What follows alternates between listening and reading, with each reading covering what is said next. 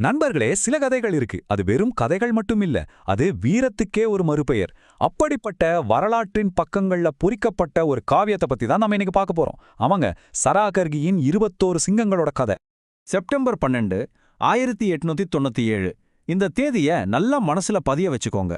ஏன்னா இது சரித்திரத்துல தியாகத்தாலையும் ரத்தத்தாலையும் எழுதப்பட்ட ஒரு நாள். இவங்க தான் நம்மளோட ஹீரோஸ். பிரிட்டிஷ் இந்திய ராணுவத்தில் இருந்த 36வது சீக்கிய ரெஜிமெண்ட்டை சேர்ந்தவங்க. வெறும் 21 பேர் தாங்க. ஆமா, வெறும் 21 வீரர்கள். இப்போ அவங்கள எதிர்த்து வந்தவங்க எத்தனை பேருன்னு பாருங்க. 10,000க்கும் அதிகமான பழங்குடியின படையினர். யோசிச்சு பாருங்க, 21 பேருக்கு எதிரா 10,000 பேரு. நம்மால கற்பனை கூட பண்ணி பார்க்க முடியாத ஒரு நிலைமை இல்லையா? அதனால்தான் நான் சொல்றேன், இது வெறும் ஒரு போர் கிடையாது. இது மனிதனோட மன உறுதி. எந்த எல்லை வரைக்கும் போகும்னு காட்டின உச்சக்கட்ட வீரம் மற்றும் தியாகத்தோட ஒரு காவியம். வாங்க, இந்த காவியம் எப்படி உருவாச்சுன்னு கொஞ்சம் விரிவா பார்க்கலாம். சரி, இந்த போர் ஏன் நடந்துச்சு? எதுக்காக அந்த 21 வீரர்கள் அங்க இருந்தாங்க? இதெல்லாம் தெரிஞ்சுக்கிறதுக்கு முன்னாடி நாம முதல்ல அந்த இடத்தோட முக்கியத்துவத்தை புரிஞ்சுக்கணும்.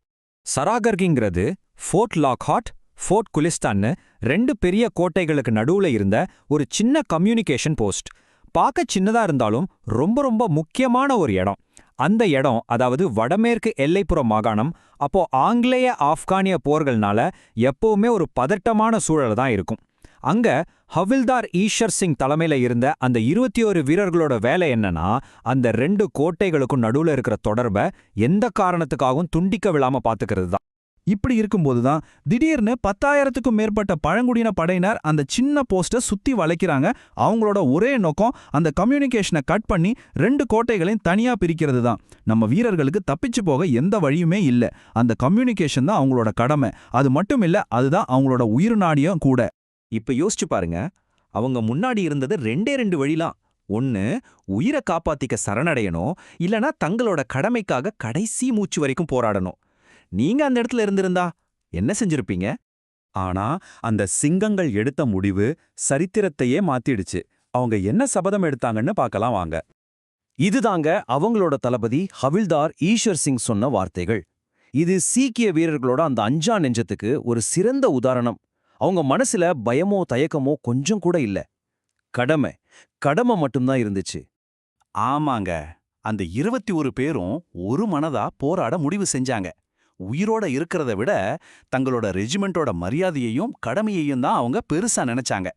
அவங்க எடுத்த அந்த ஒரு முடிவு தான் இன்னைக்கு நாம பேசுற இந்த சரித்திரத்தையே உருவாக்குச்சு. அவங்க அந்த முடிவை எடுத்ததுக்கு அப்புறம் சரித்திரமே அதுவரைக்கும் பார்க்காத ஒரு போர் தொடங்குச்சு. அந்த சிங்கங்களோட கடைசி கர்ஜனை எப்படி இருந்துச்சுன்னு நாம இப்ப பார்க்கலாம். அலையலையா வந்த எதிரிகளா அவங்க தடுத்து நிறுத்தினாங்க. மணி நேரங்கள் போச்சு, கையில இருந்த குண்டெல்லாம் தீர்ந்து போச்சு. ஆனா அவங்களோட மன உறுதி மட்டும் கொஞ்சம் கூட குறையல.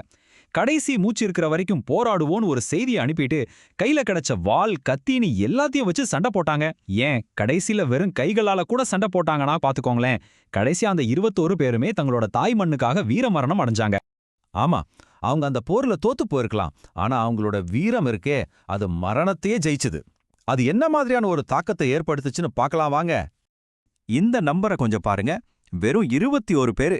ஆனா அவங்க வீழ்த்தின எதிரிகளோட எண்ணிக்கை 600க்கும் அதிகம். இதுவே அவங்களோட வீரத்துக்கும் போர் திறமைக்கும் ஒரு மிகப்பெரிய சாட்சி இல்லையா? சராகர்ஹி போஸ்ட் எரிஞ்சு சாம்பலானது உண்மைதான். ஆனா அந்த சாம்பல்லிருந்து ஒரு வீர காவியமே பிறந்துச்சு. அந்த கதை உலகம் முழுக்க பரவி இன்னைக்கும் பல ராணுவங்களுக்கு ஒரு பெரிய இன்ஸ்பிரேஷனா இருக்கு. அவங்களோட தியாகத்தை யாரும் மறக்கவே இல்ல. அதனாலதான் இன்னைக்கும் ஒவ்வொரு வருஷமும் செப்டம்பர் 12ஆம் தேதிய இந்திய ராணுவத்தோட சீக்கிய ரெஜிமெண்ட் சராகர்ஹி நாள் அப்படின்னு சொல்லி அனுசரிக்கிறாங்க. போருக்கு அப்புறம் அந்த 21 வீரர்களுக்கும் இந்திய வீரர்களுக்கு கொடுக்கப்படுற மிக உயரிய வீர விருது வழங்கி கௌரவப்படுத்தினாங்க. அவங்களோட இந்த போராட்டம் சரித்திரத்தோட மிகச்சிறந்த லாஸ்ட் ஸ்டாண்டுகள்ல ஒன்னா இன்னிக்கும் பார்க்கப்படுது. சொல்லப்போனா முடியாத சூழ்நிலையிலையும் கடமையை எப்படி செய்யணுங்கிறதுக்கு ஒரு மிகப்பெரிய சின்னமா அவங்க கதை இன்னிக்கும் நிக்குது. கடைசியா நாம புரிஞ்சுக்க வேண்டிய முக்கியமான விஷயம் இதுதான். சராகர்ஹி வீரர்கள் தங்களோட உயிரை விட்டுருக்கலாம், ஆனா அவங்க தோத்து போகல. அவங்களோட வீரக்கதை இன்னைக்கும், ஏன் என்னைக்கும் நம்ம கூட வாழ்ந்துகிட்டே தான் இருக்கும். இந்த கதை நம்ம எல்லார்கிட்டையும் ஒரு கேள்வியை கேக்குது. ஜெயிக்கிறது மட்டும்தான் வீரமா, இல்ல ஜெயிக்கவே முடியாதுன்னு தெரிஞ்சும் எது சரின்னு தோண்டுதோ அதுக்காக கடைசி வரைக்கும் நிக்கிறது தான் உண்மையான வீரமா? இத பத்தி நீங்க என்ன நினைக்கிறீங்க? யோசிச்சு பாருங்க.